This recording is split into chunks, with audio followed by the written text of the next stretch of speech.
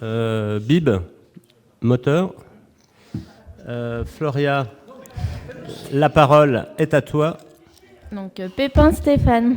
Présent. Richard Gérald. Richard Gérald. Dufour Alice. Ducé Julien. Cartier Karine. Delille Jean-Marie. Caldi Séverine. Lamalem Abdellah. Nigène Caroline, excusez, procuration donnée à Séverine Caldi. De Villaz Marinette. Duprat Ghislaine. Dumont Josette. Grognu Gauthier Nathalie. Domagnan Sandrine, excusez, procuration donnée à Karine Cartier. Malgrand Ludovic. Kélifi Saba absente. Tanli Ferrat. Carpanoco Laura, excusez, procuration donnée à Sandro Pépin. Anquez Marvin. Monet Quentin. Pépin Sandro.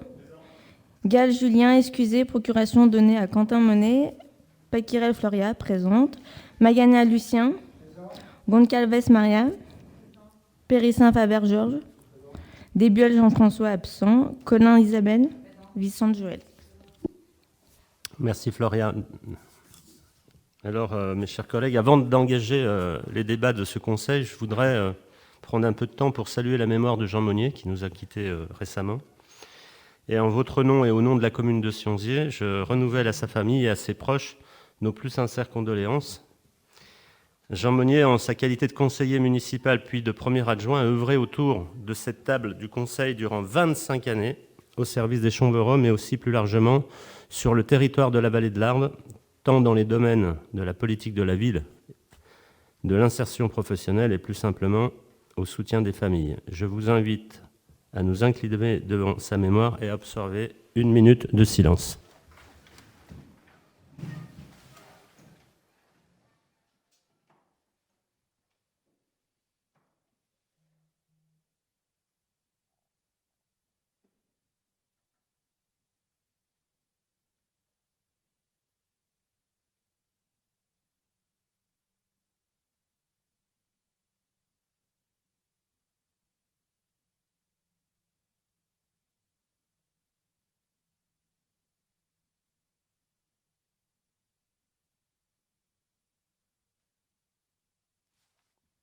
Merci à tous.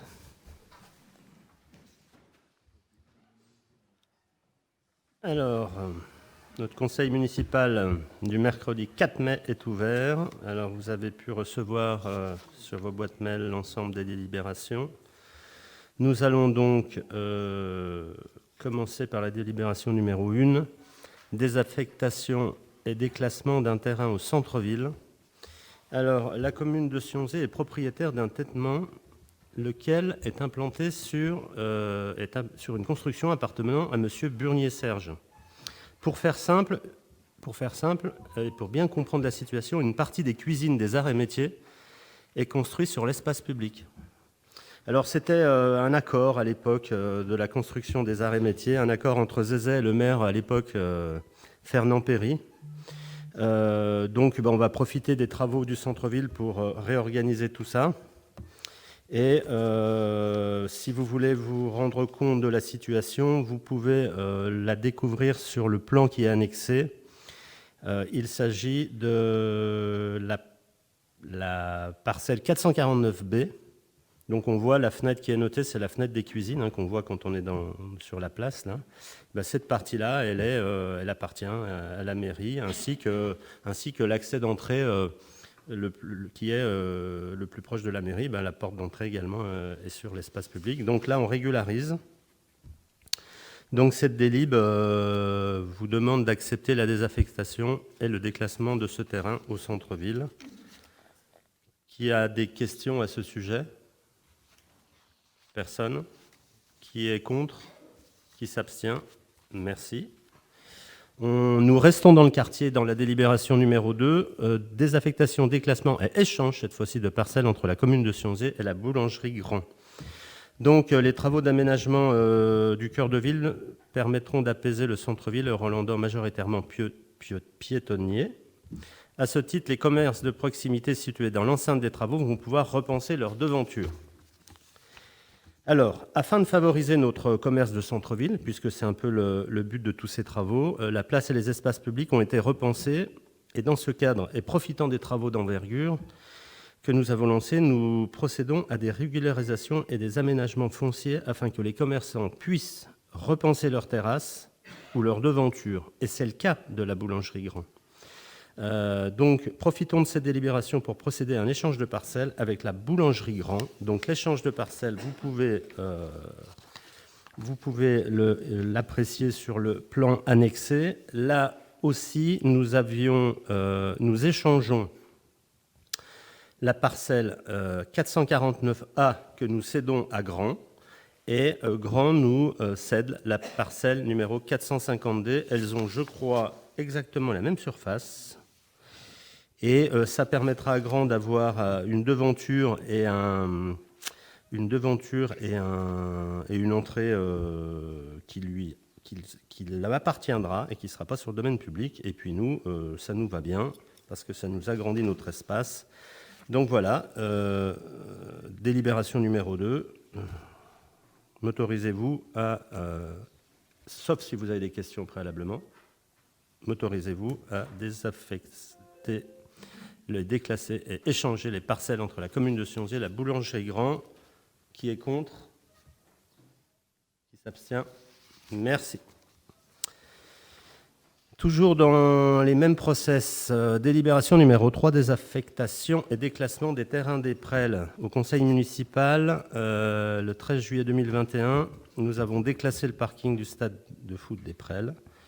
Nous avions également, je vous avais un peu parlé du prix de l'acte lors de la délibération sur le compromis. Et bien là, par cette délibération, nous avons, suite à un bornage effectué le 7 mars 2022, permettant d'assurer du tènement cédé et des garanties d'accès aux terrains communaux le long de l'autoroute A40, nous sommes à même de procéder à ce déclassement du terrain des Prêles au profit de la société MJD Conseil, qui est la SCI ou la SA immobilière de Jean-Marie de Genève, de Toyota. Donc, vous pouvez, sur le plan annexé, repérer l'ensemble du tènement, donc qui comprend le parking, le terrain, les vestiaires, etc. Et puis, nous avons conservé une servitude que vous voyez en hachuré rouge, qui servira également de véloroute entre la piste qui vient de Marnat et celle qui ira prochainement à Cluses. Il y a des questions relatives à ce déclassement? Tout est OK? Bon, c'est la suite. Voilà. Donc, Guilhem, on est censé signer quand la vente,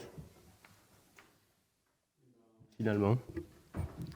On a pas mal de conditions suspensives, donc c'est une fois que le permis de construire est accepté, purgé de tout recours, que nous acterons la vente à 1 million d'euros. Donc, c'est pas avant l'automne? Voire même un peu après. Ah oui, ok. Bon, comme ça, si on nous le demande, on le saura, on va dire fin d'année, et puis voilà.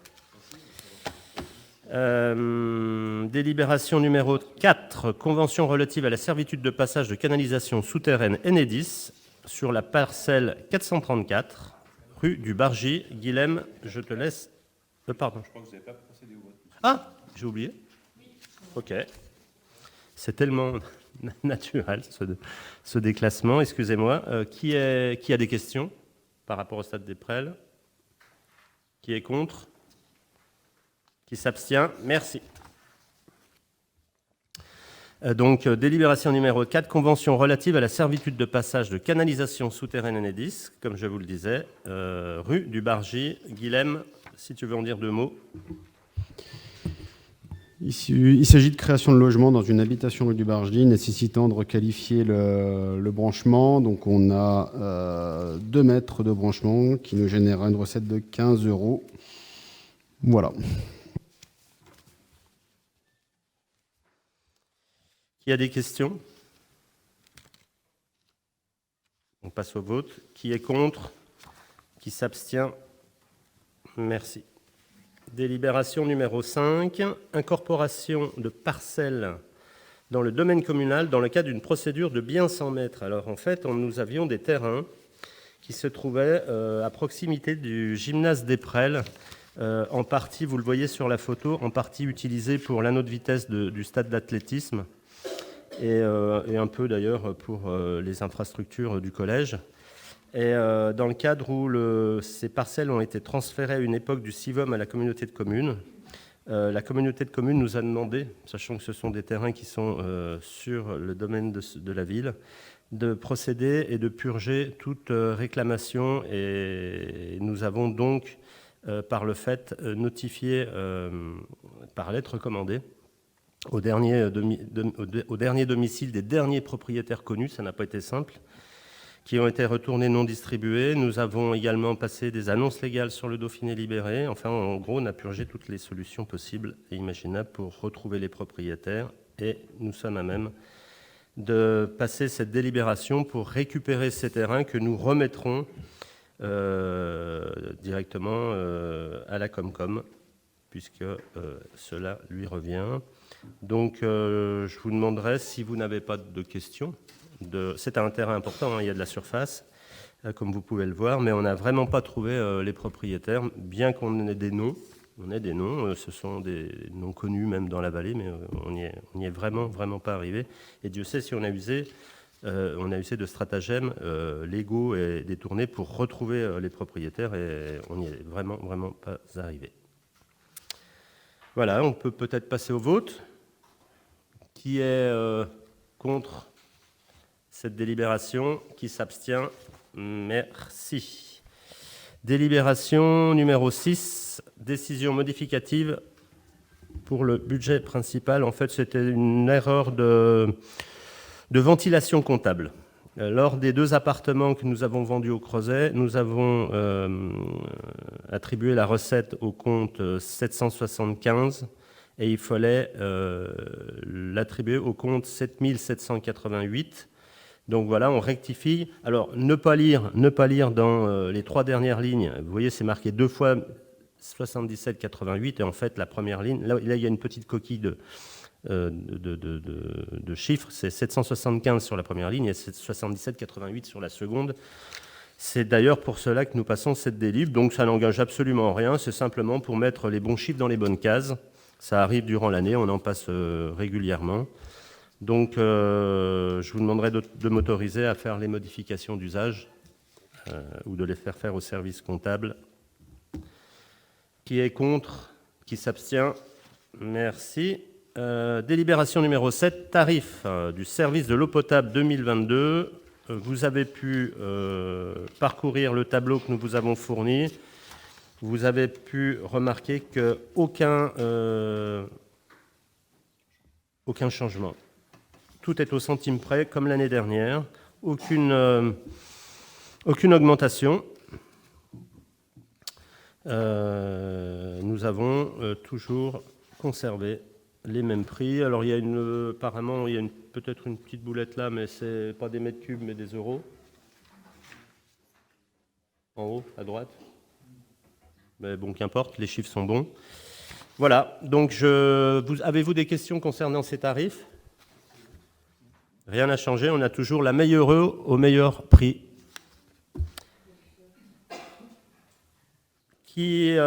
Approuvez-vous ces tarifs? Qui est contre? Qui s'abstient? Merci. Alors, tarif d'occupation du domaine public temporaire, délib numéro 8. Alors, il nous est demandé, à l'arrivée de chaque saison d'été par nos bars et restaurants du centre-ville, entre autres, d'installer des terrasses sur l'espace public ou d'agrandir les existantes. C'est bien normal, hein. Historiquement, au mandat précédent, pour ceux qui se souviennent, nous avions expérimenté la chose, nous avions tâtonné à ce niveau-là avec la terrasse de notre ami Thibault de l'ancien Kebab. Ce qui avait donné d'ailleurs entière satisfaction puisqu'il s'était même partagé la terrasse entre le bar tabac de chez Léon et Thibault au Kebab. Évidemment, ça a donné l'idée à d'autres commerces et d'autres bars du centre-ville de procéder aux mêmes décisions, c'est-à-dire d'avoir des terrasses pour leur clientèle. Et le Covid les a obligés surtout à avoir des terrasses extérieures. Donc là, cette année, on a de nouveau des demandes. Et là, par contre, il faut qu'on régularise un peu tout ça. C'est bien joli de donner au centre-ville de quoi répondre aux demandes de nos commerçants, mais il faut qu'on gère les prix et que ça ne soit pas des prix à la tête du client, comme on dit. Donc vous avez annexé un tarif. Alors, les deux premières propositions de prix sont pour un chalet 5 par 5 forfait par jour et un food truck forfait au mètre linéaire. Alors, ces deux tarifs-là sont pour musique en stock, exclusivement. Ensuite, nous avons pour les terrasses l'emplacement forfait au mètre carré par mois pour la période d'occupation. Alors là, on n'a rien inventé. On a appelé les copains dans les autres communes et il s'avère que le prix moyen de ce qu'on nous a donné était 2 €, donc on s'est calé à 2 € TTC. Et puis, on n'était pas tout à fait net sur le marché, puisqu'on ne faisait pas payer nos forains sur le marché, et ça, c'est interdit. Donc, nous avons décidé de prendre un prix symbolique, on ne va pas les assassiner, hein, vous pouvez vous en rendre compte, de 1 € TTC au mètre linéaire par dimanche. Ça ne va pas aller loin, mais en tout cas, on est cette fois-ci dans les clous. Donc, nous ont demandé des terrasses, évidemment le Bobby, les arts et métiers, le bar à chicha. J'imagine que c'est peut-être déjà arrivé, mais le petit hamburger, on est bien d'accord. Donc voilà, c'est histoire de leur donner un peu de peps dans leurs entreprises respectives. Ils en ont bien besoin après les périodes que tout le monde a vécues. Donc si on peut au détriment de quelques places de parking, les favoriser et leur permettre de faire du business, il faut vraiment qu'on le fasse. Et là, j'avoue, c'est à des prix tout à fait raisonnables. Donc, si vous n'avez pas de questions... Ah, oui, je t'en prie, vas-y, Georges. J'ai juste la question, c'est combien de temps on fixe l'occupation? C'est-à-dire, on commence du mois de mars ou du mois de janvier, au mois de février, ou c'est pour l'année? Non, ça pourrait être pour l'année, ceci dit. Mais quel intérêt? C'est surtout pour la belle période, parce que... Comment on définit, nous, on l'avait défini sur 4 mois, je crois, Guilhem, au départ. Hein. C'est justement l'objet de la dérive de tarifs, c'est-à-dire qu'on est sur 2 € par mètre carré par mois d'utilisation. Donc, à partir de cette délibération, nous allons prendre une convention d'occupation du sol avec chacun des professionnels et on va déterminer avec eux leur plage d'utilisation. Est-ce que c'est de mai à septembre? Est-ce que c'est de juin à octobre? Ça sera un peu au cas par cas et du coup, les tarifs seront appliqués par mois d'utilisation. Ok, d'accord.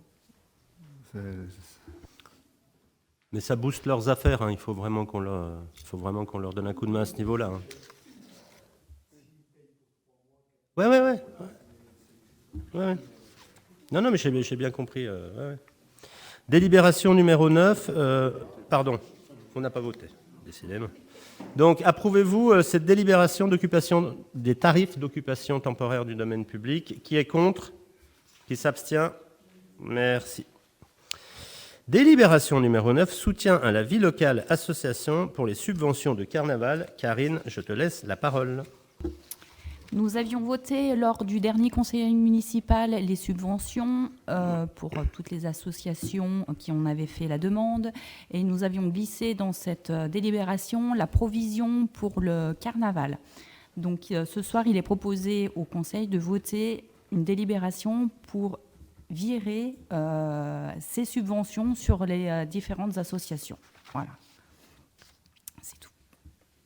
Est-ce que vous avez des questions ?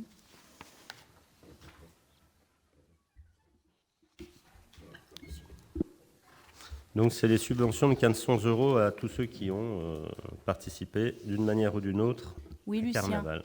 Oui, ça vient se rajouter à la subvention normale? Oui. D'accord. On passe au vote. Qui est contre? Qui s'abstient? Merci. Logement social garantie d'emprunt, délibération numéro 10. Pascal? Oui, monsieur le maire. Il s'agit d'une délibération que l'on est amené à reprendre assez régulièrement en fonction de l'avancée du programme de rénovation urbaine qui est au Creuset, puisque là, ce qui vous est proposé à votre vote, c'est la garantie d'emprunt sur la construction de l'immeuble qui est basé avenue de la Libération, qui a été livré, qui est d'ailleurs en cours d'occupation. Tous les logements, je crois, n'ont pas été encore affectés sur les 22 qu'il comporte, et dont vous avez le détail dans la délibération. Donc, comme à chaque fois, le bailleur sollicite les communes pour garantir l'emprunt qui finance cette construction, emprunt qui est adossé aussi au loyer, bien évidemment. Et donc, la commune se destine à garantir le prêt à hauteur de 50%, un prêt classique de la Caisse des dépôts et consignations pour ce type de logement. Qui a des questions? Moi, j'ai une question. Je ne vois pas pourquoi nous, la commune, le terrain leur appartenait et on est encore caution. Là, c'est quelque chose qui me dépasse, franchement, parce que je ne vois pas pourquoi on engage encore de l'argent public pendant... j'ai pas lu toutes les 60 pages, hein, mais j'en ai vu une partie, donc moi, je suis contre. Voilà. Je ne voterai pas cette délibération. Voilà. Alors en fait, toutes les communes, hein, c'est pas typiquement Sionzy. Hein. Nous, Ça, les propriétaires du terrain, ouais. Ils viennent encore faire un immeuble chez nous, enfin sur le domaine communal. Je ne vois pas pourquoi on serait conscient pendant encore 30 mais Georges, ans. on serait même pas propriétaire du terrain. Je crois qu'on est dans l'obligation d'être caution. Non, c'est pas une obligation. C'est un accord. Non, il n'y a pas de... Ceci dit, il n'y a C'est pas un accord. gros risque. Hein. Le jour où Alpad s'écroule, il y en aura beaucoup qui... Le seul avantage que ça amène, c'est qu'on a le droit de regard sur un certain pourcentage d'appartements. Donc, je ne sais pas, dans ce cas-là, je n'ai pas Ouais, le de dossier regard, hein, complet. de mais regard, hein. Voilà, regard, on a le droit de Parce que, regard. on est bien d'accord. Hein. Non, Parce mais qu'avant de on a- dire voilà. je veux que cette Moi, personne... j'ai un droit de regard. J'ai le regard là sur ce que on voit tous les jours rue de la Crozat. Je peux vous dire que c'est pas net. Hein, voilà. Mais bon, c'est comme ça. Hein. Non, moi, je suis contre. Voilà. C'est pour vous dire. Bon, ben on va passer... pardon, excuse Lucien. Je voulais simplement demander une chose parce que j'ai commencé à lire les 60 pages et je vous avoue que je ne suis pas arrivé au bout. Mais j'ai vu 2-3 choses et j'ai vu une chose qui m'a un petit peu travaillé. Normalement, la commune doit approvisionner, avoir les provisions nécessaires en cas de défaillance d'Alpad. Alors je vous demande, cette provision, parce qu'il s'agit d'1,4 million quand même, d'après ce que j'ai, il me semble que c'est ça. Est-ce que la commune a provisionné pour pouvoir répondre le jour où Alpad ne répondra pas? Alors, provision, oui.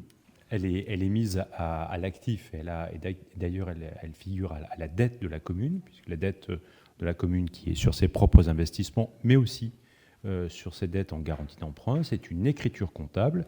Et effectivement, le jour où le bailleur Alpad, en l'occurrence, est défaillant, nous serons appelés à poursuivre cet emprunt au nom d'Alpad, comme le veut la garantie là-dessus. Donc on provisionne, effectivement, on met les écritures dans le bilan et dans l'actif de la commune, sans avoir un engagement de crédit, si c'est pour répondre à votre question. Mais c'est une écriture comptable, oui, tout à fait. Oui, c'était simplement pour savoir si ça a bien été provisionné au cas où. Bien sûr. On est d'accord que ça, c'est le programme vers le Madrigal, ça? Oui, tout à fait, oui.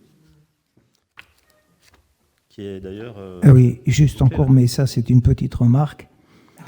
Des gros dossiers comme ça, est-ce qu'on ne peut pas les avoir un petit peu plus tôt? Parce que je me rends compte d'une chose, c'est que ça fait déjà plus bon. C'est peut-être pas pour ce dossier-là, mais pour d'autres. À chaque conseil, on rajoute des fois des délibérations qui nous arrivent 48 heures avant ou 24 heures avant. Alors, est-ce que ce serait possible d'avoir un délai un peu plus long pour pouvoir arriver au bout des 60 pages? Ça peut. Dans certains cas, ça peut. Parce que 48 heures, c'est pas beaucoup, hein, d'autant plus qu'on est au courant de rien, puisqu'on ne fait pas partie de la majorité, donc on est au courant de rien.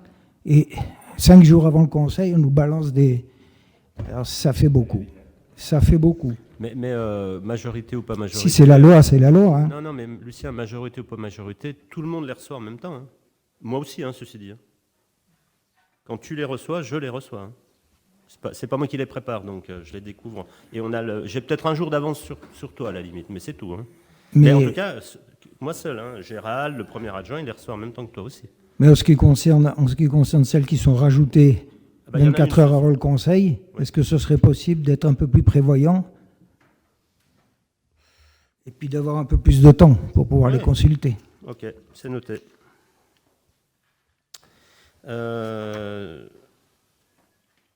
Donc on passe au vote. Qui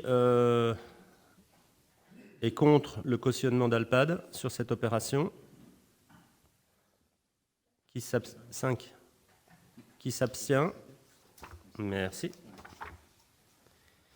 Délibération numéro 12, modification statuaire.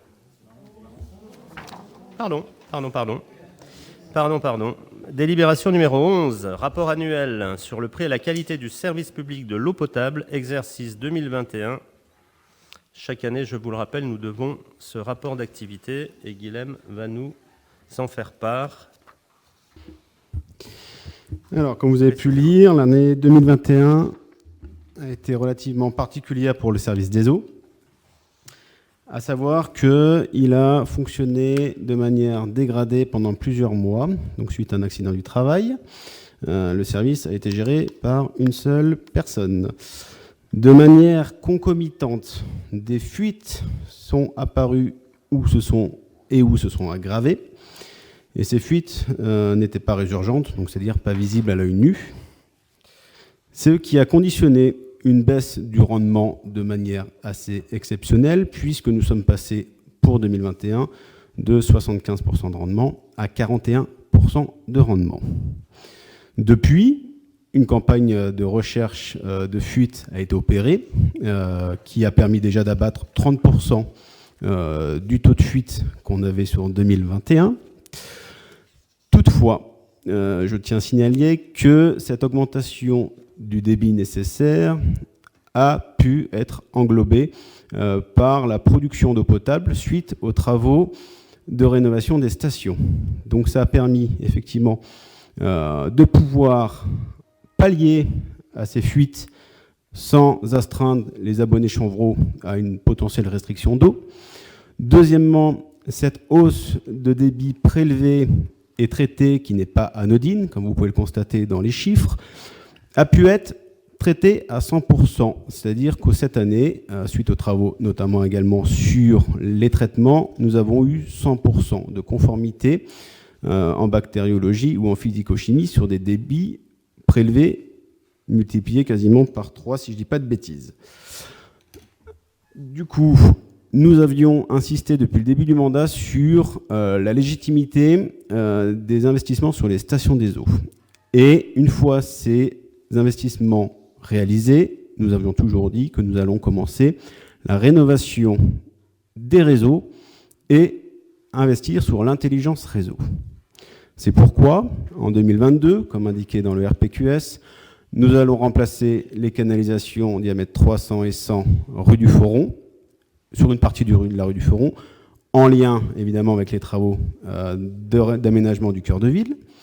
Deuxième investissement majeur, nous allons investir sur 8 compteurs de sectorisation supplémentaires qui seront installés dans un mois, qui seront installés donc sur la partie sud de la commune, c'est-à-dire entre l'avenue de la Colombière et la RD 1205.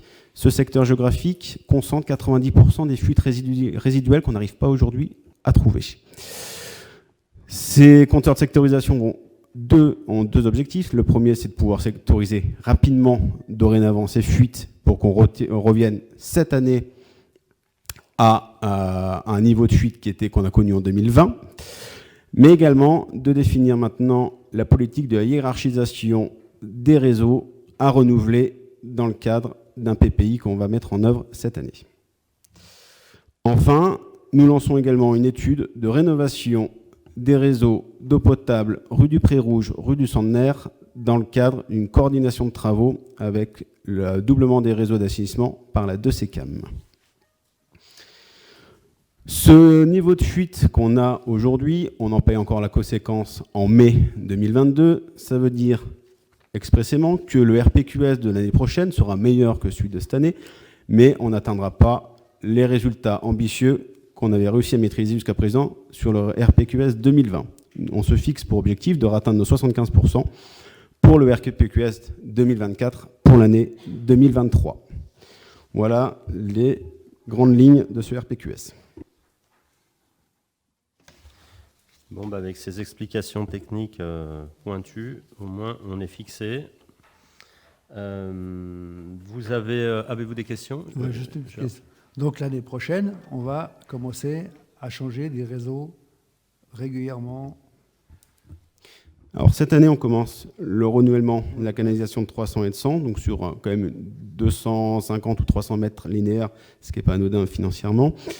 Et pour être un peu plus large, mais pour sortir aussi du projet, nous travaillons aujourd'hui sur un PPI voirie, eau, enfouissement réseau sec global, pour qu'on ait aussi des travaux de coordination quand cela s'y prête, qui puissent rationaliser les coûts de dépenses de la commune. Ce PPI, on objecte de le terminer cette année et de le mettre en œuvre, de pouvoir proposer en tout cas une mise en œuvre de remplacement de réseau pour l'eau potable à partir de l'année prochaine, qui seront ni plus ni moins, a priori, ceux de la rue du Pré-Rouge, pour commencer, et ensuite rue du Centenaire, sauf si l'analyse des réseaux, suite à la pose des compteurs de sectorisation, révèle qu'on a une priorité et une urgence autre que celle-ci.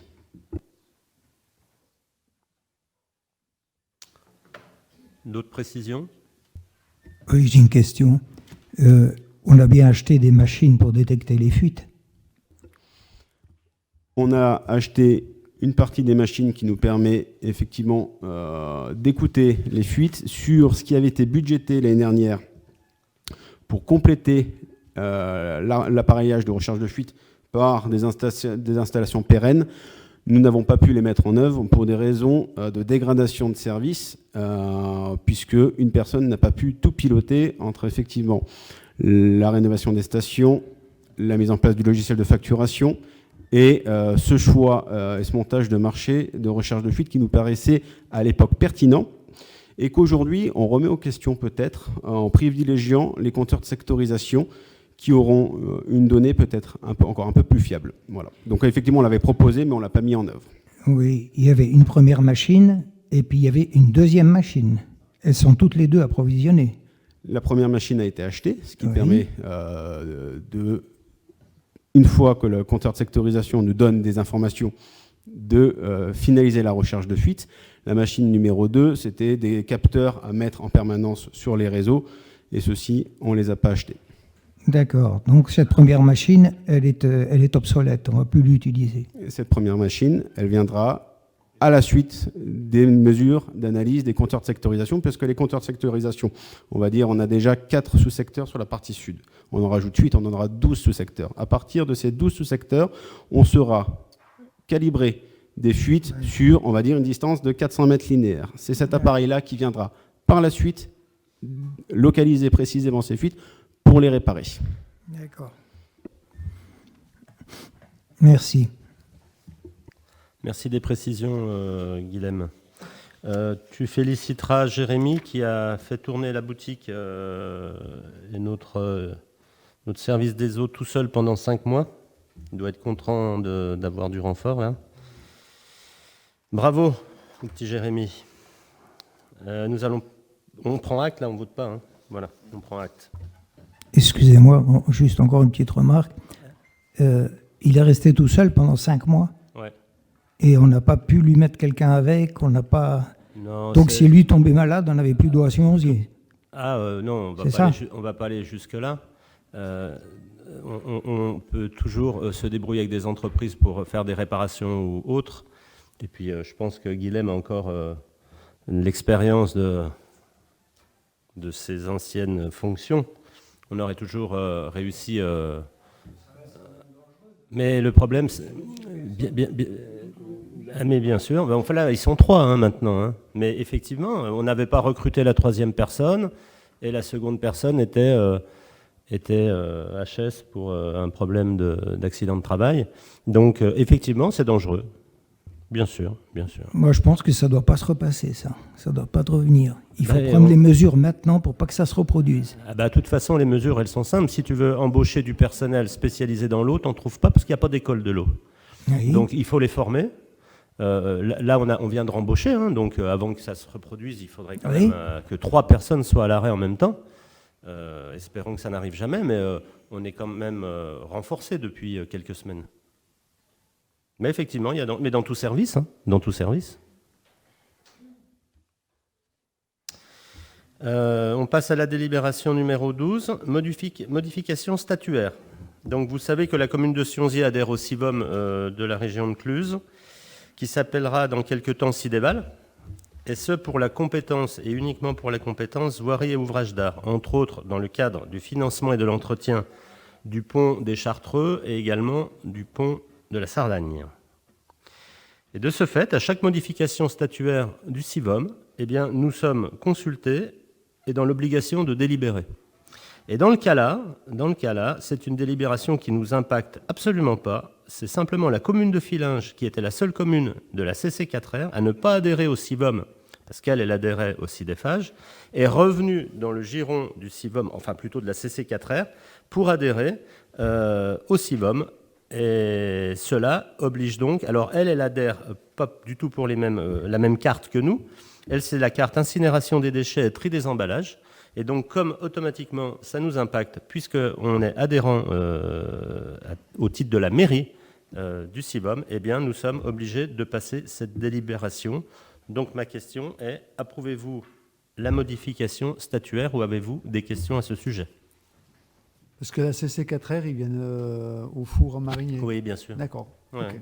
Ah ouais. Au four à marinier, il y a 4 communautés de communes. Il y a la CCFG, la CCMG, la CC4R et la 2CCAM.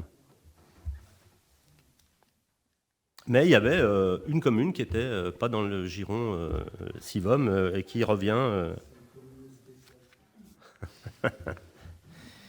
J'ai juste une question. Ça nous amène quoi, ou ça amène quoi à Fillinges de venir avec nous?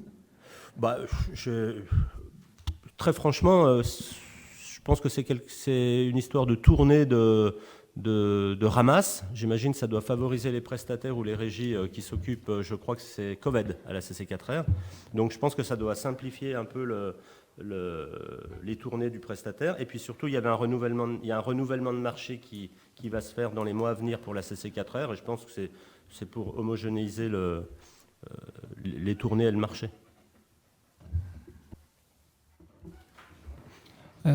J'ai une question, mais qui n'a pas de lien direct avec la délibération, mais un lien avec le CIVOM.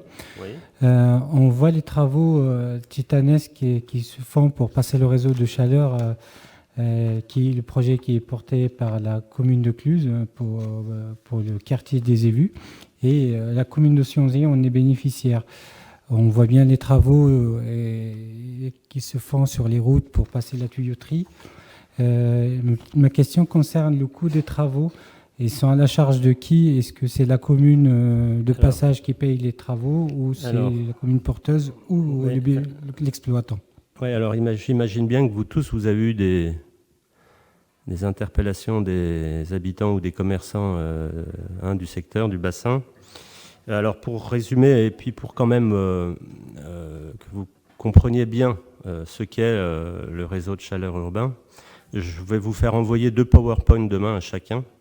L'un qui concerne plutôt les travaux, parce qu'il y a un lien avec l'incinérateur de Marigné. Donc il y aura un PowerPoint qui précisera l'envergure des travaux de l'incinérateur, des modifications effectuées, plus tout ce qui est en travaux au CIVOM. Il n'y a pas que l'incinérateur, il y a la STEP, il y a beaucoup de choses, la plateforme des mâches-fer, etc. Donc ça sera un PowerPoint. Puis vous aurez un PowerPoint que Dalkia nous a envoyé récemment, qui vous donnera le cheminement exact, mais là je vais pouvoir vous en donner un peu les bases, et qui vous expliquera la qualité vertueuse du projet. Alors il faut savoir quand même que l'incinérateur de Marigné a été mis en fonction en 1982. Auparavant, c'était un incinérateur qui marchait une fois sur deux, qui était sur la déchetterie, la décharge des Valignons. Il a été modernisé en 91 et 2006. Et cette usine d'incinération a été confiée à l'exploitation à Arvalia. Arvalia, c'est une filiale de Veolia. Mais ça, depuis quelques temps. Le marché a été renouvelé il n'y a pas si longtemps d'ailleurs. Il s'y traite 47 500 tonnes à l'année. Principalement nos ordures ménagères, mais pas que. Il y a aussi les bouts de la steppe qui représentent quand même un quart. Et puis, il y a à peu près 10 000 tonnes de déchets d'entreprise. Donc tout ça nous fait à peu près 47 500 tonnes. Des travaux conséquents, d'ailleurs on les voit si vous passez la route blanche, sont en train de se terminer sur l'incinérateur, où un nouveau turbo-alternateur, nouvelle génération, a été mis en place, qui permet de produire de l'électricité que le CIVAM revend, à l'équivalent de 4 800 foyers, ce qui est quand même pas mal. Avec l'ancien GTA, qui a été démonté il y a quelques mois, on pouvait livrer 2700 foyers.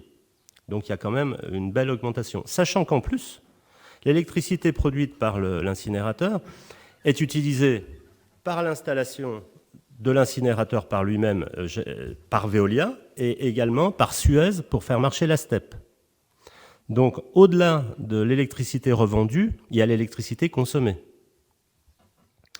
Bon, ça c'est pour les travaux et pour vous parler de l'incinérateur. Mais à savoir, pour en revenir au réseau de chaleur, il y a quelques années, à la demande de la ville de Cluses, avait été réalisée une étude afin de connaître la possibilité d'effectuer un réseau de chaleur. Parce qu'il faut savoir qu'en France, on était plus que 2 à ne pas utiliser l'incinérateur pour alimenter un réseau de chaleur. Il y avait Oyonnax, peut-être toujours d'ailleurs, et nous. C'est interdit d'avoir un incinérateur si vous ne générez pas de l'énergie renouvelable et entre autres un réseau de chaleur. Donc l'étude avait été positive et la possibilité d'effectuer et de réaliser un réseau de chaleur urbain avait été validée pour desservir Cluses, mais surtout pour desservir dans Cluses juste les évus. Et puis nous nous sommes rattachés au projet, si on y est, par l'intermédiaire de Dalkia, qui est le concessionnaire du projet et qui finance 100% des travaux, mais lui touche énormément de subventions. Donc ça ne coûte rien au CIVAM, au contraire, ça va rapporter au CIVAM puisque l'énergie est vendue. Nous, évidemment, ça ne nous coûte absolument rien à part les désagréments actuels. Et donc nous nous sommes raccordés au projet pour alimenter en chauffage, donc chauffage et eau chaude, l'ensemble du quartier du Creuset, plus le collège.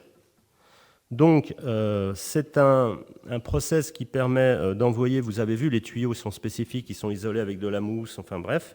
Donc, on envoie de l'eau depuis l'incinérateur, de l'eau qui a été chauffée, entre autres par les fumées chaudes qui sortent de l'incinérateur. C'est une boucle, ça rentre dans une chaudière, ça chauffe l'eau, elle fait le tour, il y a 14 km, elle revient, elle perd que 12 degrés de mémoire.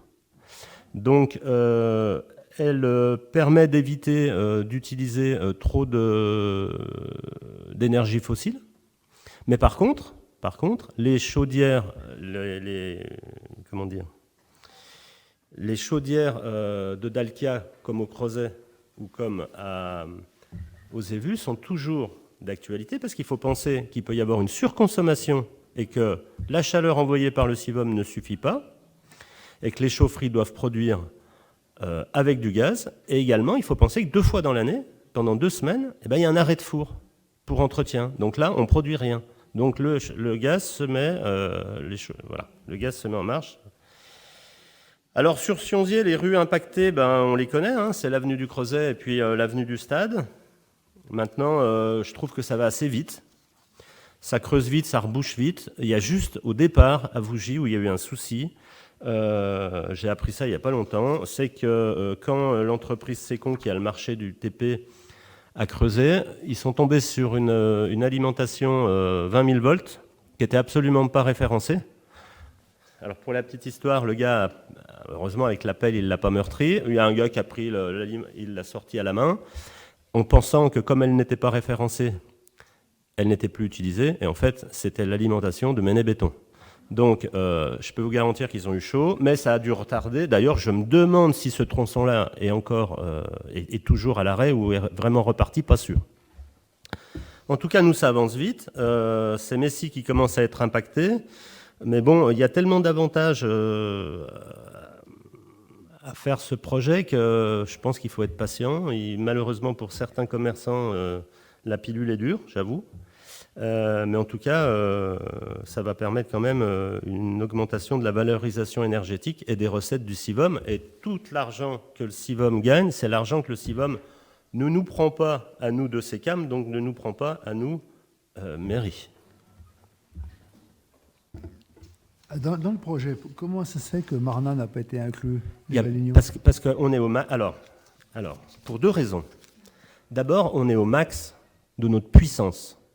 Si on y est, c'était limite. On est au max de la puissance. Et puis, par contre, il faut déjà, dans l'idée, on ne rentre pas chez les gens avec un tuyau. On peut faire le creuset, on peut faire les ébus, parce qu'il y a des chaufferies centrales. Voilà, ce qui est privilégié, c'est ça. On n'aurait pas une chaufferie centrale au creuset, on n'aurait pas pu bénéficier, j'imagine, à part peut-être quelques copropriétés, du process. Et Marna l'a demandé.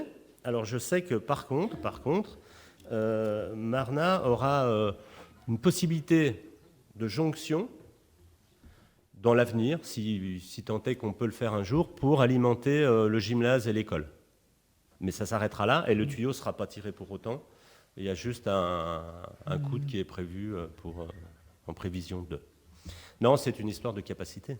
Alors après, là, c'est surtout pas le vice-président au CIVOM qui vous le dit, mais et Marinier n'en veut pas et nous, on n'a aucun intérêt à l'avoir. Mais si demain, le four de Passy venait à s'arrêter et qu'il y ait un second four à Marinier, ce qui n'est quasi pas possible, là, il y aurait la capacité technique de peut-être alimenter plus que le creuset et les évus. C'est une histoire de capacité. Mais ne rêvons pas, nous n'aurons pas, et heureusement d'ailleurs, un second four à Marinier. C'est Christophe Périmentant, il sera heureux que je rectifie tout ça. Voilà. Juste une question. On m'a posé la question de savoir si le chauffage que payent les gens en location au creuset allait augmenter compte tenu de tous ces travaux. Ah non, au contraire. Contrairement à nous tous, il sera sérieusement maîtrisé parce que le réseau de chaleur, il ne dépend pas du prix du gaz ou du prix du fioul ou du prix de quelque énergie fossile que ce soit, ni de l'électricité. Donc on peut dire à ces gens qu'ils ne se fassent pas de soucis, c'est parce qu'on fait des travaux qui payeront leur chauffage plus cher. Alors l'impact peut-être moins cher d'ailleurs. Avançons-nous pas sur le moins cher. Avançons-nous pas, mais en tout cas les travaux par eux-mêmes ne coûtent rien. Oui, j'ai bien compris. Aux contribuables que nous sommes et ne coûtent rien à l'usager. Non, mais ça, il faudrait le dire bien haut parce qu'il y a beaucoup de gens qui se font du souci de voir tous ces travaux. Ouh là là, qu'est-ce qu'on va payer ? Ben non. Ceux qui ne sont pas raccordés payeront rien évidemment et ceux qui sont raccordés, au contraire, auront une énergie propre et maîtrisée en termes de coût. Donc c'est tout bénéfice pour eux et c'est quand même un projet qui est très vertueux parce que nos ordures servent à chauffer quand même une partie de la population, et ça, c'est quand même pas mal.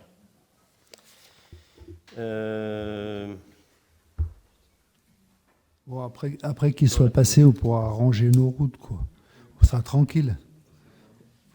Je n'ai pas compris. On pourra faire des travaux de voirie après, tranquillement. Oui. Une fois qu'ils sont passés. Oui. Parce que là, c'est un peu des sangliers, des moments.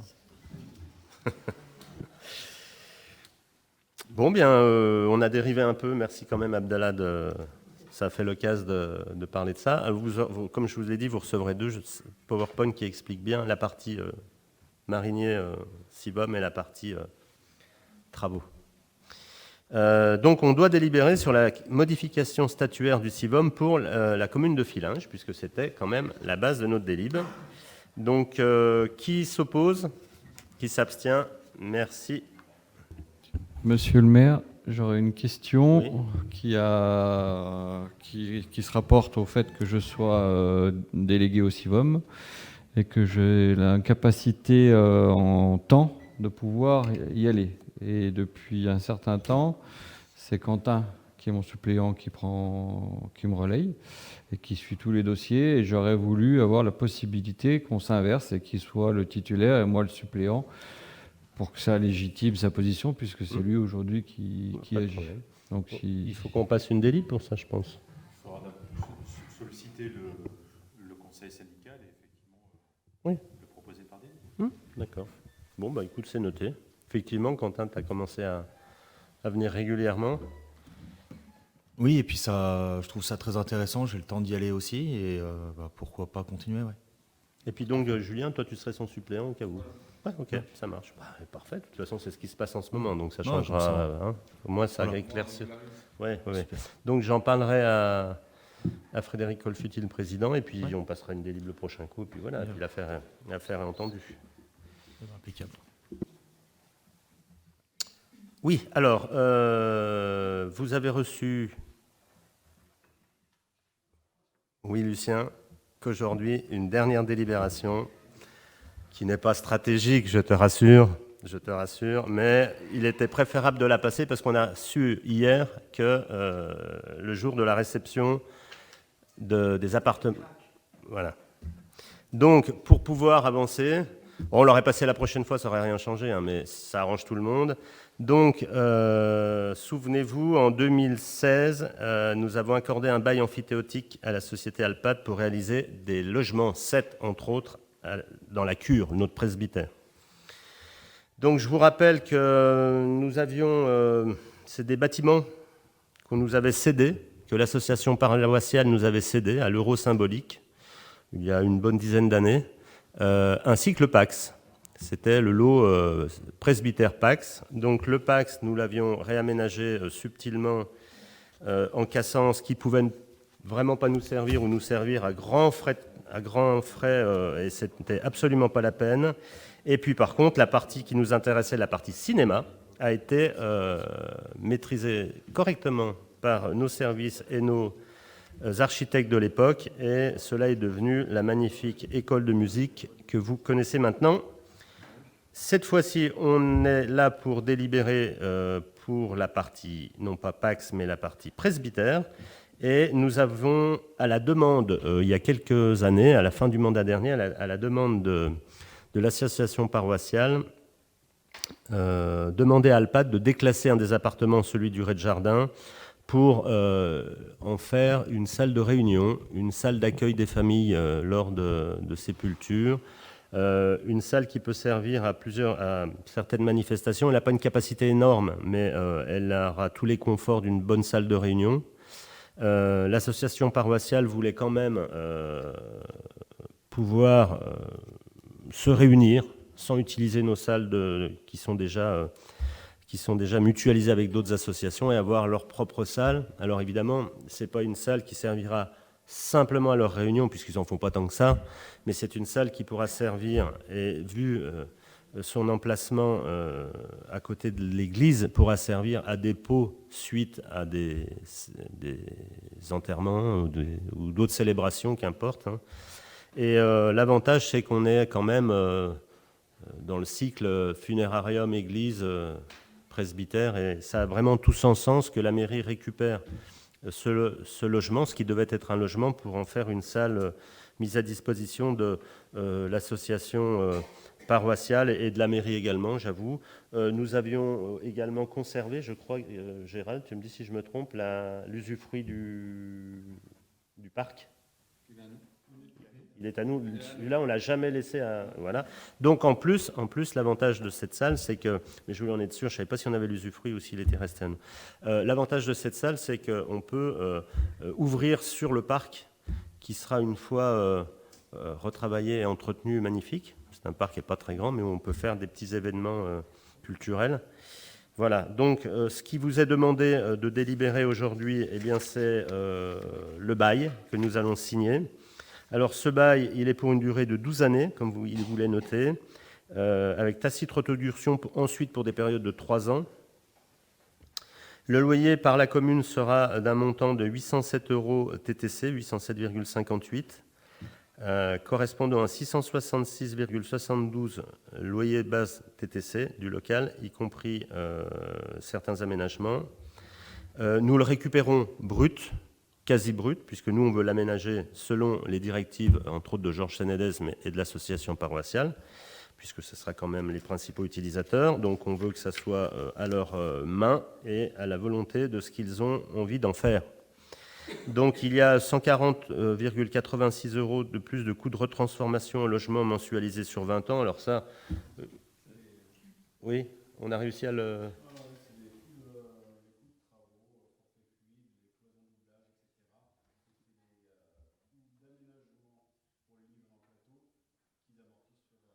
Bon, voilà. Donc, ce qui nous fait un loyer de 807,58 €. Je sais d'ores et déjà qu'elle aura une vraie utilité et qu'elle profitera aux familles des défunts bien souvent.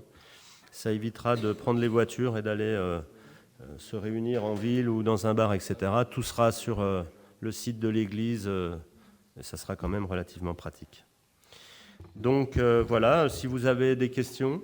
Je pense que ça peut aussi servir pour des enterrements laïques, oui, tout à qui fait. ne veulent pas passer par l'église, ce qui peut être intéressant.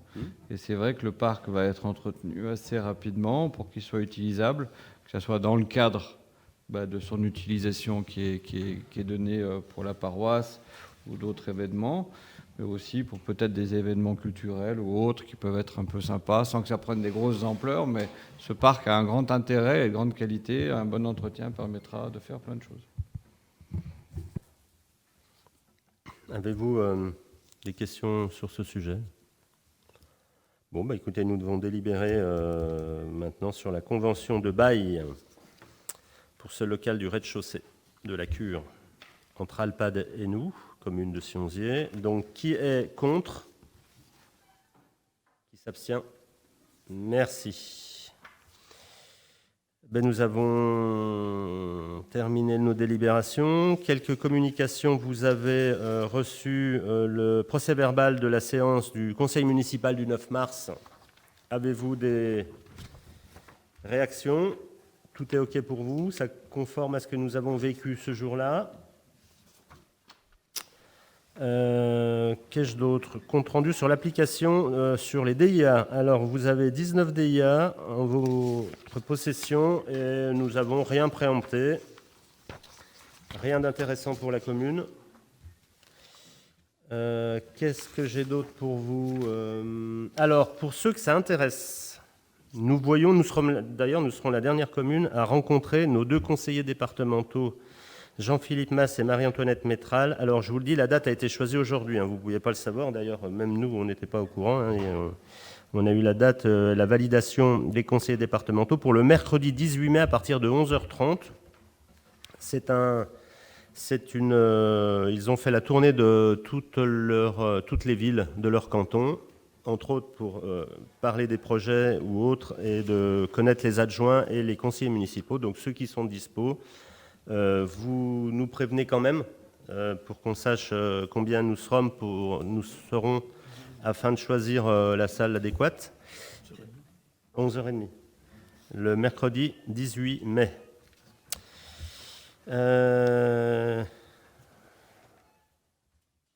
Qu'ai-je d'autre? Oui, je voulais remercier chaleureusement toutes les personnes, les élus, les bénévoles et les services qui ont œuvré pour les 2 séances des élections présidentielles, les scrutateurs, les dépouilleurs et tous ceux qui nous ont préparé le terrain, entre autres, un grand merci et félicitations à Geneviève pour le boulot de fou qui a été d'ailleurs valorisé par le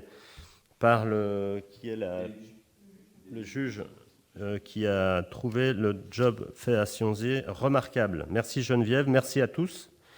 Donc on a encore 2 week-ends au boulot dans quelques temps, au mois de juin, pour les législatives. Donc je compte sur vous. On est de plus en plus efficace au retour des... Oui, c'est quand même, au retour des comptages, c'est parfait. Que dire d'autre? Oui, nous avons eu l'occasion quelque part, d'inaugurer, ce n'est pas une inauguration officielle, mais d'utiliser 2 fois de suite la grenette, entre autres pour la cabane et le vide-grenier. Et puis Karine, avec ton... Alors, retour de l'ouvrage et de ses capacités. Le seul défaut, c'est que ça prend le vent. C'est tout. Mais autrement, tout le monde était vraiment très content d'être sur cette nouvelle place qui se révèle pleine de potentiel pour les prochaines manifestations. Mieux serait insupportable, hein, vraiment. Non, mais vraiment pas mal. Très bien, ouais, c'est lumineux. Et puis les exposants, enfin en tout cas les exposants, nous étaient très ravis d'être là autant que nous. Je te laisse.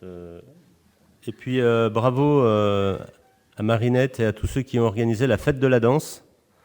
Alors Alice aussi, je ne sais pas qui est vraiment dans le staff, mais en tout cas félicitations parce qu'il y a eu pratiquement, oui, Ghislaine t'en fais partie. D'ailleurs maintenant que tu es technicienne du spectacle, j'en parlerai à mes nouveaux patrons si toutefois on a des besoins techniques, on saura faire appel à toi. Ça s'est bien passé, j'ai trouvé qu'il y avait du monde alors qu'il y avait moins d'écoles de danse. Les résultats étaient bons. Bon, parfait.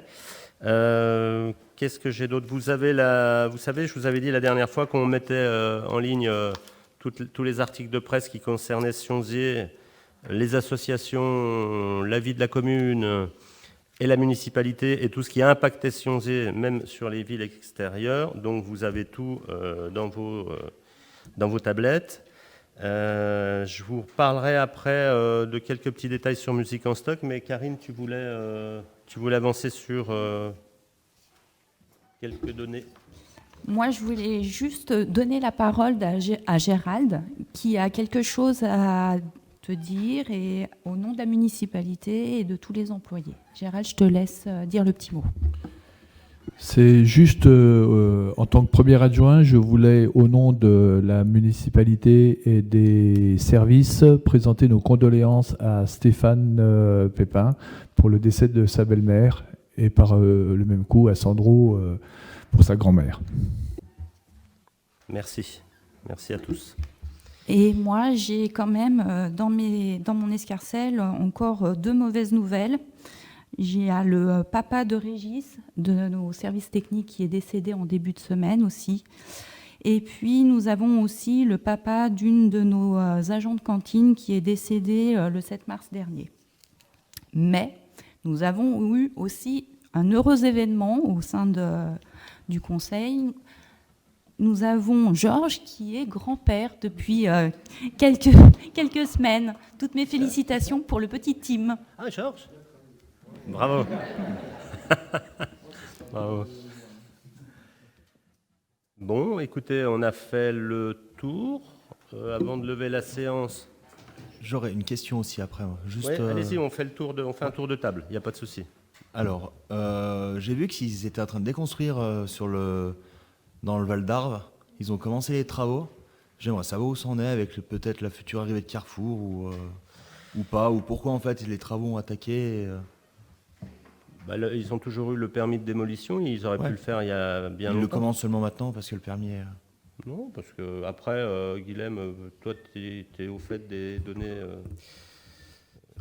Alors, il y a eu quelques articles sur le sujet. Le projet initial Carrefour était un projet qui correspondait aux attentes de tout à chacun quand il a été déposé, c'est-à-dire un gros hyper avec une grosse galerie marchande. Aujourd'hui, le contexte économique, la façon d'acheter ne répond plus à ce besoin-là et Carrefour va redéposer prochainement un nouveau permis plus petit, avec moins de galeries marchandes, moins de superficie, qui reste un hypermarché, mais dont la superficie totale sera légèrement inférieure à celui de Cluse actuel. Le permis initial peut être mis en œuvre, mais du coup ne rime plus à rien. Ceci dit, le bâtiment est plus que vétuste, squatté, risque d'accident. Donc ils ont prévu de démolir les façades, de garder les dalles, pour rendre le site propre. Mais aucun travaux de construction à venir, tant que, on n'a pas eu la décision du Conseil d'État suite au recours de la CNAC et d'une association suite à la décision prise par la CNAC. Et tant qu'on n'a pas le permis B, purger de tout recours. Voilà. Ok, merci.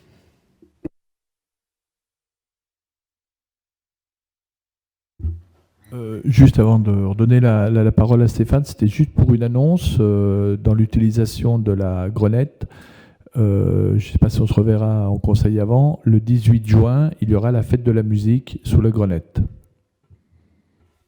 Voilà, avec des animations musicales. On vous en dira un peu plus quand tout sera ficelé. Ah, si, alors là, c'est le spectacle associatif de l'Harmonie municipale le 14 mai, dans 10 jours, à la salle polyvalente.